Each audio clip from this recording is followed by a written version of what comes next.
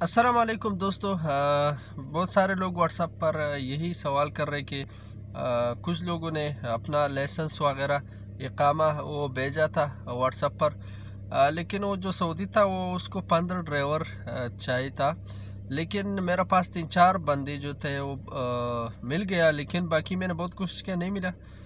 وہ اس لیے کہ کسی کا اقامہ خراب ہے، کسی کا لائسنس بڑا ہے، یعنی کوئی نہ کوئی پرابلم ہر کسی کا ہے۔ تو پچھلے دن جو تھا 40 لوگوں نے میرے ساتھ دھوکہ کیا، تو پھر میں نے سعودی کو اس دن بتایا کہ یار لوگ جو ہے، میں نے اس کو ایک بہانہ لگایا، میں نے بولا